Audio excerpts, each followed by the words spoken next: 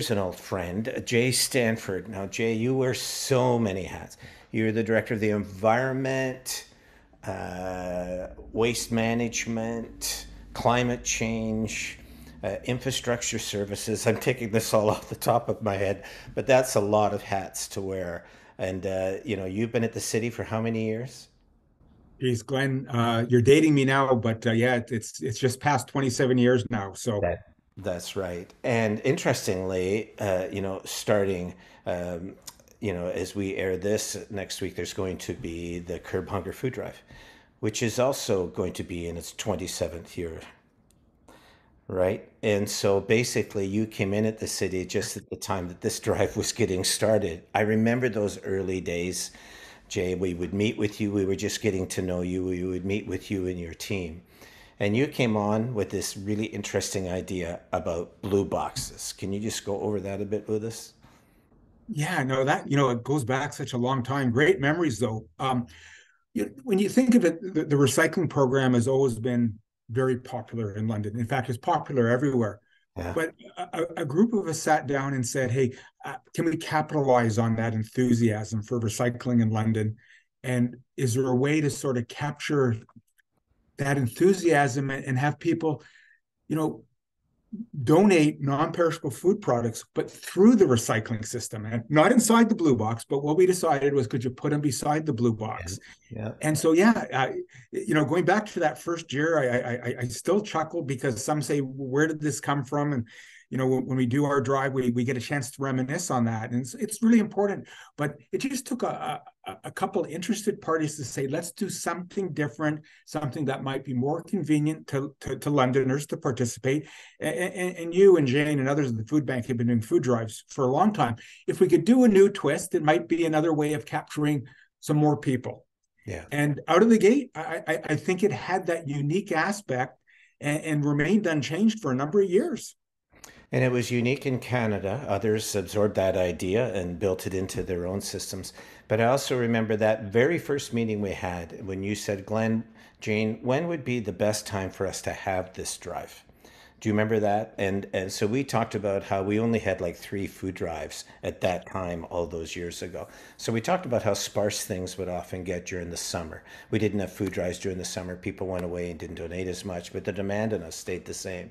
So it was you and your team that decided to do it roughly at this time of year to give us the resources to help get us through the summer. And that's exactly the way that it worked out. In fact, it helped us every summer through to the Thanksgiving food drive time, which kept us going. So even strategically in that way, it was a huge success for us. How do you see it changing though over the years? Like what, this is not so much a London Food Bank food drive. This is a city initiative in partnership with the food bank, but a whole bunch of other groups and organizations as well.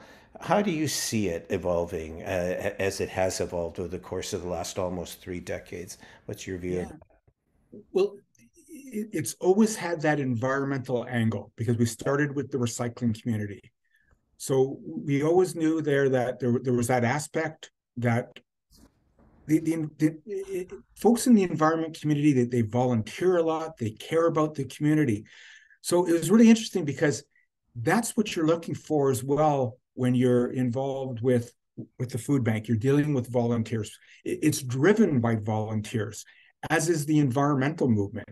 So we were sitting back and saying, how can they really become connected? Yeah. And one of the themes that was so important was that all too often we forget about the environment. We love a clean environment, but we forget that it takes practice. You've Yeah. got to do your part. I think the same thing can be said about poverty and some of the challenges that we're seeing in London right now and have over the years, and as well in other communities, is that we forget that those challenges exist. Maybe we try to block them out of our mind because they're not popular, let's face it. But it requires people, it requires volunteers to tackle these challenges, to help the most vulnerable in the community. So that alignment between the environment and those vulnerable in the community, I think has been this sort of interesting parallel for a number of years. But then rather than be a parallel, how could they be merged together? And that really became part of the theme of the food drive. And now we're calling it really a food campaign, that in June, capitalizing on let's get some stuff, products, non-perishable food items onto the food bank shelves. But then it was kind of all dawned on us at the same time. What a wonderful time of the year. It's Yeah. not the end, it's actually the beginning. Yeah. I think we started to say, how do we harness that energy? And I think the wheels just started turning in a number of areas because, Glenn, as you know so well from your efforts, local food is more nutritious. The food bank had a desire, as the community did, to bring more nutritious food to people. Uh, Food that you put on your plates, that we all put on our plates. That's what we want to start putting on plates of those that are in a vulnerable position, whether it's a couple times a year or have ongoing challenges. And so that merger of ideas and enthusiasm really started to take over. And we saw how a number of the environmental communities really became sort of mainstream. And some said, yeah, we can really see how these promotions can go hand in hand. And something into the summer months, yes, we have a campaign for about 7 to 10 days to raise awareness. When you think about it, the growing season lasts 3, 4 months, and then you're into the harvest. And that's a wonderful thing. That's an experience on its own. Yeah. Back in 2008, I got a letter from Al Gore. And he said, would you be willing to come to Montreal along with 99 other Canadians to get some training on Inconvenient Truth? So that was the movie that he had done for, and won the Academy Award that year. And he had all these technology folks from Apple helping him to produce that and everything. So we all met at the Congress Center. David Suzuki was there, business leaders were there. It was really fascinating. And so we spent the next 3 days going through this stuff. And at the end of the day, he gave us this slide deck, which are all the pictures that he had in that movie, which was interesting. But I remember back then, Jay, I bring that up because we all sat there and talked in breakout groups and other things, and the feeling was the environment is huge. There's things like climate change and emissions and, all of those things. And these are massive problems that we've got to take on. How are governments going to do that? How are businesses going to do that? Very little of it at that time was about how are communities going to do it. It Mm-hmm. seemed to be that we saw it as a huge problem and therefore required huge organizations to be able to do it. And it seems to me that one of the things that has really changed, in the last decade, especially when it comes to things like climate change or the environment, is exactly what you were talking about. The average citizen and the role that they play in it, the average business in a community, an organization, the community, it seems to me to have really democratized a lot more over the course of the last 10 years. Is that your sense? Oh, definitely, definitely. I the very notion that people do make a difference. It's easy to say, a little harder to do, Yeah. but the rewards of doing volunteerism in London, it continues to grow. Now, whether it's involved in the environment, whether it's involved in healthcare, whether it's involved with those that are the most vulnerable, um, I'm not sure how it's actually all measured, but I know that the number of volunteers and generosity in this community has come out of the grassroots. Yeah. But when you start seeing community groups embracing this, when you start seeing businesses embracing it and building it in to their operating platform, the giving back to a community of any size becomes part of their business strategy. And strategy is probably not even the right word. It's just their operating practice. After all, Yeah. the employees most often live right in that community. So they see all the opportunities that exist by working with a business that wants to support things. Mhm. And I fall back on so many things that we've done directly with the food bank, like the food campaign and the food drives.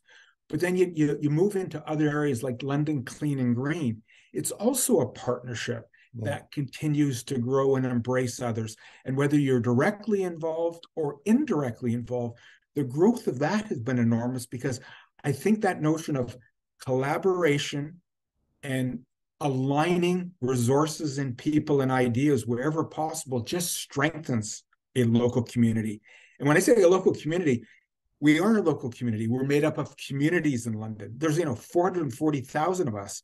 But when you break us down into neighborhoods, community associations, the sports and activity clubs that we all belong to, the amount of interaction is just so key. So it gives us that platform for us to continue to talk about these things, and most importantly, give back and strengthen the community that you want to live in and succeed in. Yeah. It also takes us away from being. I remember reading a quote from uh, Woodley, the basketball coach in the States, and somebody said, "What has basketball done for America?" Like, it's been fantastic. But I'll tell you what it's done. It's placed, these few people on a court and millions of people sitting there watching it, Yeah. right? So all of these few people are doing all of this work, and all the rest of us are just looking to be entertained. It seems to me that what you are doing and what's happened around the climate change file lately is it's actually reversed that process. While the bigger ones sit down and decide what they're going to do about carbon emissions, and they meet in Copenhagen and all the other different places, cities are actually just getting with it. They're right on it. They're getting their citizens and organizations involved. When you were first started at the city 27 years ago, was climate change a phrase that was thrown around much then? Not very much. In fact, dipping back in time, it was probably more the word global warming Yeah, was probably the phrase of the day. yeah, Um, and I think that was reasonably well understood. It was tied in with air quality. It was tied in with air pollution and all those stacks you'd see billowing out, mhm, contaminants into the air. And that was kind of the big theme. And then for years, you would hear that word global warming. Then I think it became more mainstream and they really started to tie in the word climate and yeah, the very notion that things were changing. We're starting to see changes in our weather patterns. We're yeah, starting to see more severe weather. So the name really climate and climate change really has stuck now for yeah, quite some time. And, you having been in government, sometimes the word climate change becomes the word no one wants to talk about, and the government will sort of move it off of to the side of the desk. yeah, Other governments embrace it. And it's part of a democratic society that, we vote folks in. But one of the things with climate change, I think it's becoming more mainstream, and people are realizing there that it's happening right here in London. We have signs of it. We're starting to see our weather changing. We're starting to see more flooding. We're starting to see flooding occur at different times of the year. It used to yeah, only be in the spring. No, yeah, we will have a melt in the middle of January, and flooding occurs. yeah, And you start scratching your head and saying, "What's going on here?" Well, our weather patterns are changing, and we need to be prepared for that. So when we say climate change, it gets into the bundle of things that we try to mitigate. We try to reduce yeah, the amount of our impact by doing things that are more sustainable and that essentially consume less fossil fuel. yeah, Fossil fuel is what creates our challenges. yeah, Then there's the whole other side, Glenn, climate change adaptation, yeah, preparing such as London, cities and municipalities in general, and businesses for the inevitable. Our weather is changing. We are going to have more severe weather.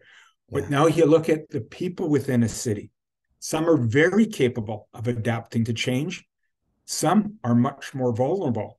And in fact, it's those that are vulnerable that are likely cause the least amount of greenhouse gas impact in the city because mhm, they're already riding the bus. yeah, They're already cycling because they can't afford a vehicle, just as an example. So hang on a second here. Climate change really has to look deep into your community to find out who it actually impacts and who actually has the opportunity for greater changes. And awfully often it's the wealthier people. yeah. I think that climate change is kind of a weaponized word, and I don't mean that detrimentally. But I remember when it first came out in the Al Gore movie and other things, people talk, it immediately became a political football, right? And people started bantering it back and forth. It became highly divisive.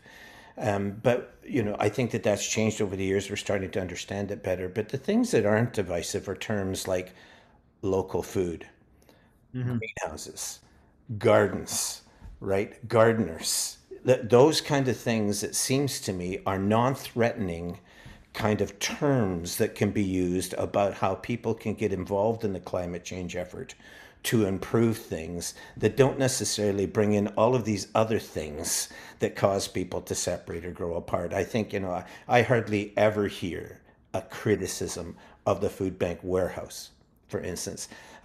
Sorry, a greenhouse. Last week, I interviewed Becky Ellis from Urban Roots, and of course they're putting up a couple of larger greenhouses and other Yes. things, and it's awesome. But I don't get comments from people saying, "Well, that's terrible." Right, or those kind of things. I think we're looking at those kind of things as ways in which we can actually, it's a ramp that we can all get on as citizens and be part of something. And we know it's not that big thing, but we also know if we all do it, it almost transcends the big thing, Oh, right? Because it's all of us, and also we vote, we invest, we care for our communities, we volunteer, and if we can just become engaged, we can be all of those things. Do you not think that that's true? That I think is the Curb Hunger food drive has moved along here, and we're talking more and more about people growing in sustainable communities and garden cities and those kind of things. It's actually a much friendlier environment. it is. And, it's, I know the notion of urban agriculture, like some will say we're surrounded by farms, and we are. Yeah, But if you step back 30, 40 years ago, I bet you many people had little garden plots where they were growing vegetables in their backyard. It was more mainstream. We seem to have lost some of those good habits and practices over the years and over the decades. And we started to rely on grocery stores. And of course, grocery stores are essential in a community. yeah, But I think we've got probably a couple generations of kids that think that food comes from a grocery store, as opposed to that's the place you go to pick up the food that's come from elsewhere. And this is where the idea of urban agriculture is so important, because not only is it an activity, it's healthy, it takes place right in either your own backyard, right in your own neighborhood, could be with a local business, with a local church. But you say to yourself, the advantages of growing food locally. It reduces carbon emissions, yeah, greenhouse gases. It reduces the use of pesticides and fertilizers. It develops that strong connection with nature, with the environment. You see something grow, you plant it on a Monday, and yeah, maybe about a week later, you start to see something sprout. And then yeah, for a child, that's absolutely fascinating, because they saw dirt on a Monday, and by the weekend, something is growing.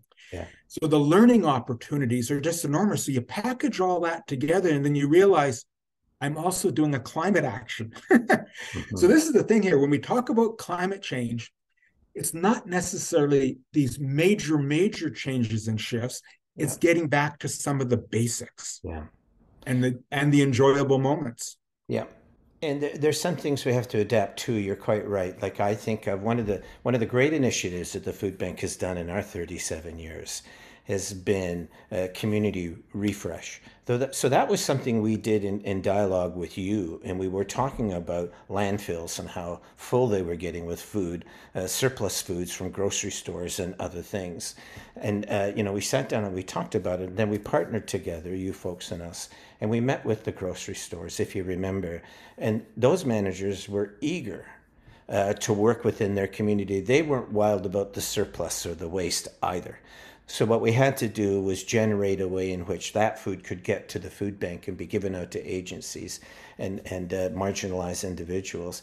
And it happened. It happened within a year with the help of groups like Business Cares as well that came along and bought the vehicles and other things. So the surplus thing or the waste thing is also a problem, right? But on the other hand, that was a case in which the grocery stores themselves helped to lead that movement to help get some of that stuff done. So I think it's multidimensional, obviously, but the more players you can get into it, the better it is. And this food drive, the Curb Hunger food drive that you always organize with your team so well every year, it always has like tons of partners. Like, do you know how many you have this year? Any idea? Oh, I think we're going to be probably at least 15 partners, and then you bring in all the media. We typically track well into the mid 20s. Yeah.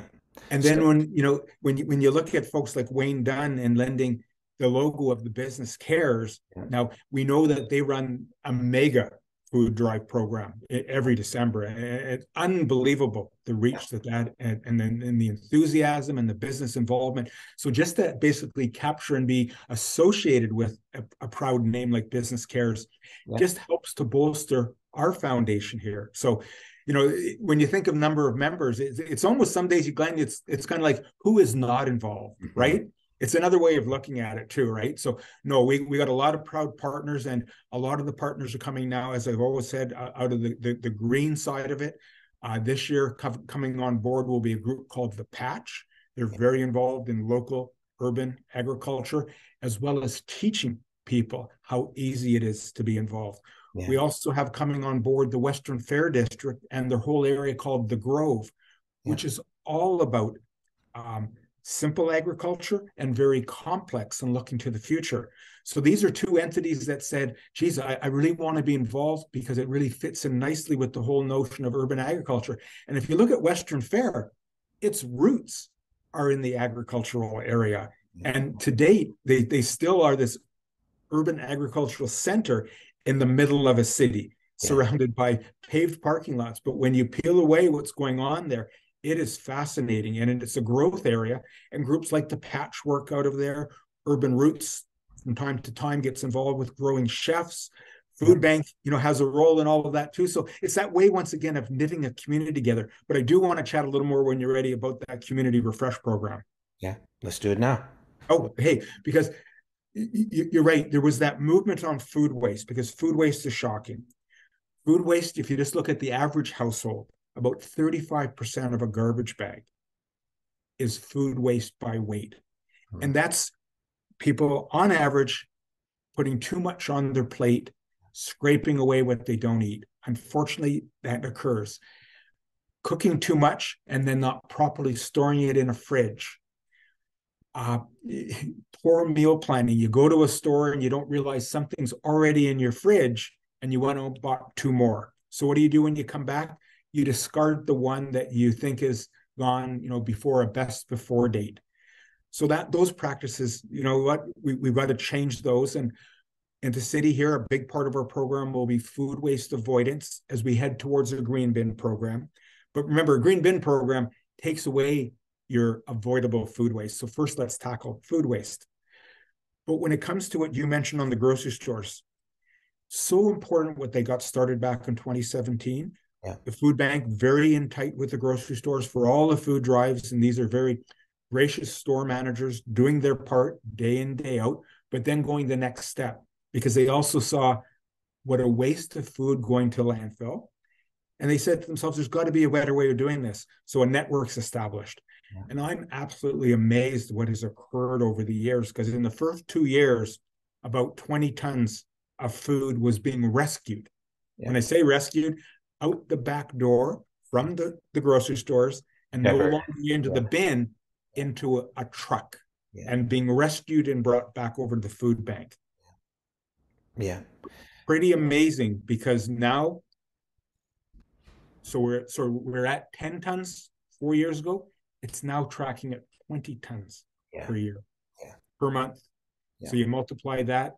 I'll tell you, when I just look down here at my stats, over 1 million kilograms, 2.3 million pounds of food rescued in just 5 years. And it's really coming up on the anniversary of that because it started off as a pilot project.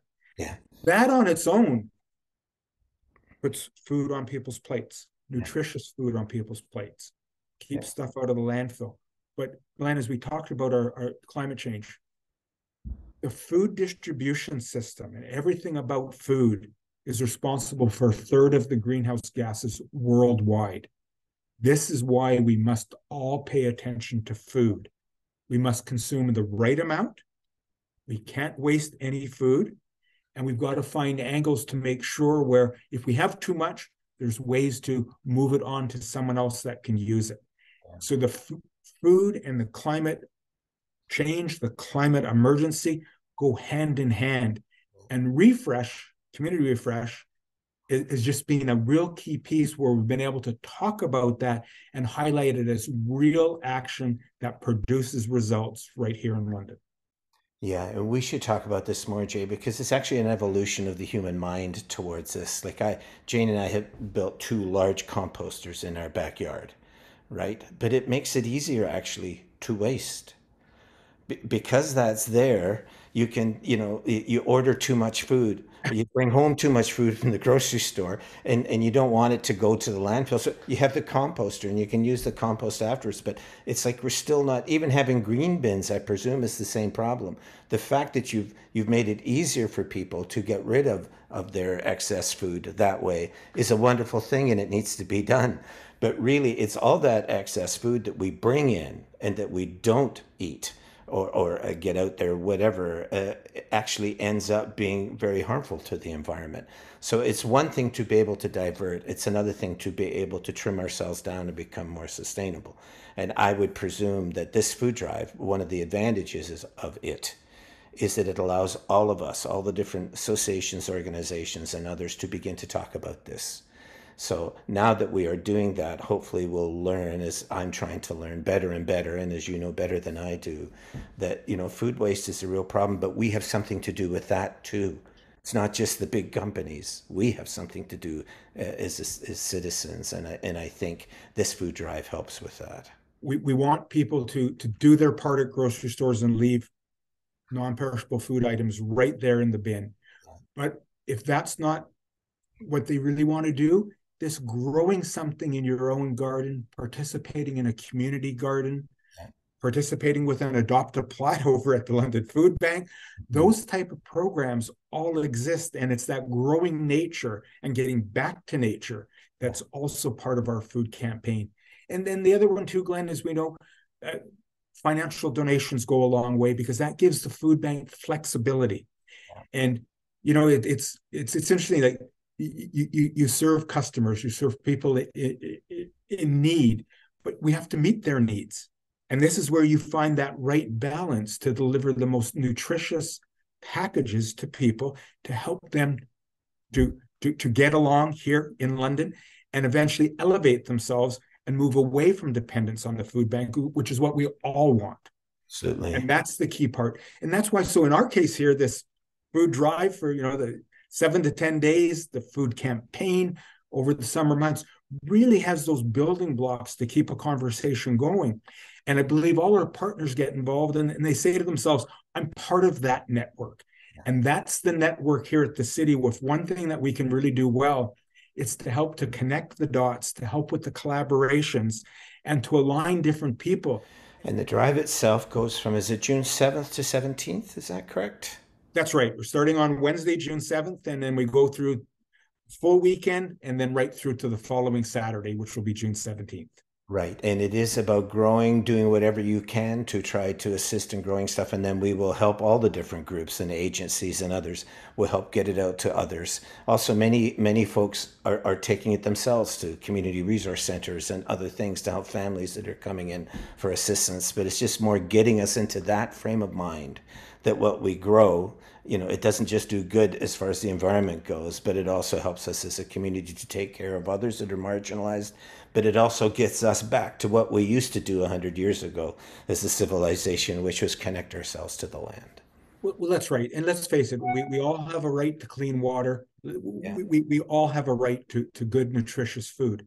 Some have better abilities to do that. But as a good society, our strength is making sure all have that opportunity. And that takes tough work. But when we blend in all these other pieces, you're doing that challenging work or enjoyable work, but it's benefiting locally people. It's benefiting the climate. So you're doing a couple actions at the same time. So this conversation that we're having right now, and your viewers, the next thing they should be doing is having that conversation with their family and neighbors and saying, hey, you know what? I heard about this. I never knew I was doing this. I want to do more now. How can I get more involved? Thank you and your team for all they're doing about this. This is a city initiative. They're trying to move us all along this better path that we need to be on. And we as a food bank and other agencies that we assist benefit by it.